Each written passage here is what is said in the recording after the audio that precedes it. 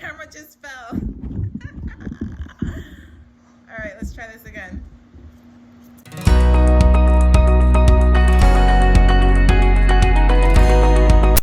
Hello, hello, everybody. I hope you all are having an amazing week. And I'm so excited to have you here because we are going to be talking about hair care. Now, no more skincare regimens and stuff like that for the moment. I want to focus on my hair because currently in this season in my life, I really want to focus on overall health and wellness for my whole body, but right now for my hair. I cut my hair after having a lot of damage, and this is the result. I'm trying to grow out my natural curls again, and my curl pattern was never really the same. I did the big chop a few years ago, and my curls were beautiful. I'm gonna show you a picture here. So as you can see, my curls were really short and coily, super healthy, really beautiful. I was mistaken for a dude a couple times, but that's okay. That's all in the past now. But I felt so in tune with myself. I felt so, it's really hard to describe the feeling that you have after you chop off all of this processed hair, all of this defined beauty that you're told growing up that you should look like, and the kind of hair that you should have, kind of appearance that you should have to be beautiful. Cutting my hair off created a transformation internally. It helped me focus more on my person, on my personality, on what I wanted for myself. It helped me get to my roots as well, understand where I come from, understand not only my social history, but my physical attributes, where they came from. And it just brought me into this world of Desyre Beauty.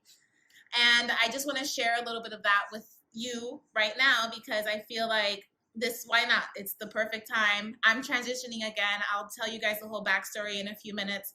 But I am really looking to grow my hair very, very healthy in an organic and clean way. I want to monitor what I intake in my body, the food that I put into my body, the drinks that I drink, which I think is going to be like drastic for some people, but I'm going to really focus on my internal health, the vitamins I put in my body as well. And from there, just kind of work on what's outside as well. The products that I'm putting in my hair, which products work, which products don't work in my hair, as well as new products that I've been researching about that I'm so excited about. I cannot wait to show you guys, and that's going to be coming in my next video in a few weeks. But all of these products that I know I strongly believe in and I know are going to benefit my hair because they're clean, they're organic. I know what I'm putting in. It's very, very clear, you guys. Some of you know that I am a minimalist and I like to keep things nice and simple. And although some of my products might include several things, they do it with a simple twist in a simple way, which is something I'm super passionate about. So I can't wait to show you guys those things in another video, another time. But for now, I just want to show you what I'm doing at home to care for my hair, during this transition, and to protect my hair. I'm still learning about protective styles. I've been hearing mixed reviews in my research about how some protective styles might rip especially the front edges of your hair, even laying the front edges of your hair, how that might cause a strain to your hair strands and damage your hair. So there's so many different types of hair care and steps that needs to be followed that I will also cover in this video. And stay tuned. I wanted to start off by sharing my hair journey and by telling you exactly what I went through from start to finish, and how I ended up here with this semi-damaged, semi-awesome hair down here. You see this? This is me. This is me right here. Getting a little sidetracked, but you see this? All that shrinkage, all that healthy hair, this is it. This up here is just confused, but it's getting there. We're getting there. So the story of Desyre and her hair. Growing up from a very, very young age, beauty and looks was always a big deal to me. I don't know why. I just think it's really, really nice. I like and appreciate people who I see who take really good care of themselves, who are, especially, I'm sorry for whatever other viewers, but my sisters, us with melanin, I just love to see us glow. I love to see us with our hair done, dressed really nice. Growing up in the community that I was living in, I didn't really see people who looked like me, who had hair like me, and who just had my look. So I didn't have a mirror to look at, and this was way before social media. This was as the internet was starting, so we didn't have anything else but the billboards and the magazines with the models and things like that. And I also went to private schools with a lot of people who looked just different from me, with different types of hair, lighter everything, and I would be the one fly in the milk jar and all of that. So for me, beauty was the difference that I saw that I didn't have. So I think I was in elementary school, and I went home crying every single day to my mother, begging her to make my hair look like theirs so I can feel more accepted. And you guys know, kids could be cruel. Kids could be really mean when they don't understand something. So for me, it was just really, really difficult. It was a difficult time to understand who I was. And of course, my parents didn't have all the time in the world also to sit me down and you know, tell me, okay, today you're gonna do, no. Like, your parents want you to be happy. They want the quick fixes because they have their own lives too, and they have things going on. And at least in my family, like, both of my parents were working 2 jobs, and we had to kind of hustle and make it. So this was just one of the quick fixes that they could do. And my mom took over that responsibility. If you guys don't know my genetic makeup, my mom, she is Dominican. She is 100% Dominican. And my father, I'm pretty sure my father is 90% African American. I mean, African Americans, I feel like we're all kind of mixed with other things. So I'm definitely going to do an ancestry, but he's African American. So I'm African American and Dominican. And it's all black in the end, but you get me. So my mom's hair was like really, really beautiful curly hair, and she had the big full, like, it's hard to explain, but she had the big volume, but the loose, beautiful curls, and it was just wonderful, and it was not my hair. So for her, she would just take me to the Dominican hair salons and have that blowout. Oh my gosh, those blowouts. Those blowouts were on point. Back then, you wanted those blowouts. Everybody looked for those kinds of blowouts, and people would ask me if that was my real hair. People would wonder, like, is this her hair? And I would also be mistaken for Indian when my hair was straight, because I guess my hair blew out that way. I'm not sure, but Dominican hair salons don't play when it comes to blowouts. And I even remember being in high school and I went to an all-girls school in high school. That's another story time later. But but the girls there could not believe that my hair was my hair.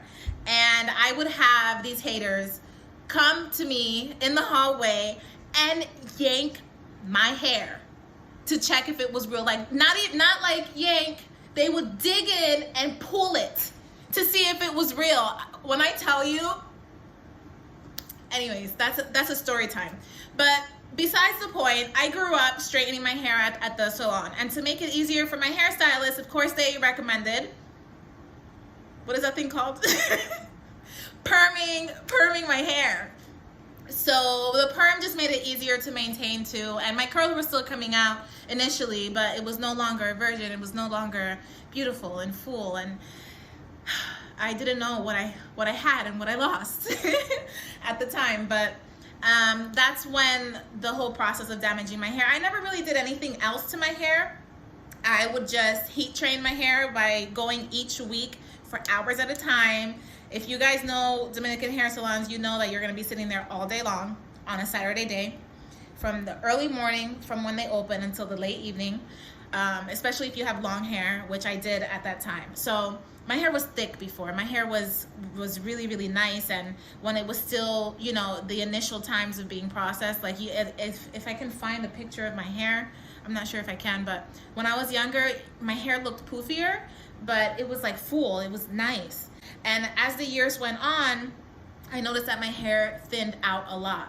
And even after I transitioned, like my hair wasn't as thick as I had hoped that it would be. So we'll get to that in a second. But so my hair started thinning out a lot just from constant perming. Then keratin came out, and then the whole keratin treatments over the perms, like all those things ended up just making my hair very, very weak. And it strained my hair a lot. I ended up having a lot of breakage, especially in the front area of my hair. All of this area started breaking out and balding, and it was a hard time. It was a pretty hard time. And around this time, I was getting ready to live abroad in a different country that I didn't know if they had the hair care that I was used to here in the States. And I decided, listen, I'm balding, I'm stressed out, I'm finishing up my applications and everything, and finishing up the paperwork I needed to do to be able to get papers to go to that country and all that stuff. Papers, not papers, visa. And I just didn't want to have to deal with the extra stressor of worrying about my hair. And I was kind of sick of going to the salon and wasting my money and my time there. I was just tired of the whole thing. They weren't helping my hair. They were just more focused on the overall look of the final look that we wanted to achieve more than my hair health. And I just got tired. I was like, you know what? This is like a new chapter of my life. I need to transition to something new. I need to just get back to basics, and nobody knows me there. So nobody's gonna have anything to say anyways. So what did I do? Chopped everything off. And let me tell you, actually, let me show you.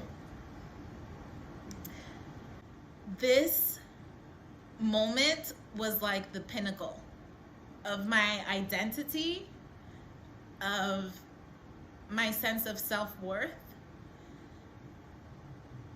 and of me kind of embracing me.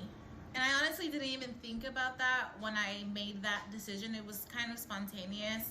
And I think it's because I just didn't want to have to deal with any extra stressors for when I was traveling. So sitting in a salon in my time away, that wasn't something that I envisioned for myself, especially being in a different country and wanting to have all the best experiences, especially in this particular country where it rains a lot.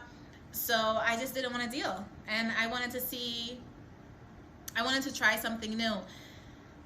The fact that nobody knew me there was a plus. And I was like, let's just do it. Like, I don't care what people are gonna think of me, because they don't know me. I'm gonna make a new name for myself. You guys know how it is when you're going somewhere new where you know nobody knows you. It's one of those awesome reinventing yourself experience. And it's college life. You could do whatever you want, pretty much. So that's what I did, and I felt the most beautiful I've ever felt in my entire life, because I felt like I was finally getting to know who I am and who I wanted to become. And that whole process just made my heart so happy that I just didn't want to stop. And I allowed my hair, I didn't do anything to I literally did nothing to my hair for about, I would say 2 years. I didn't do anything to my hair for 2 years.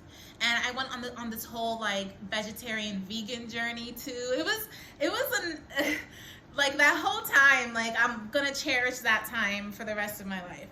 But I wanted to go, I don't want to drag this on, because I wanted to go into what I did during that time to my hair and how fast it grew in 1 year, from like having completely shaved head to having super long hair. I think my hair ended up here.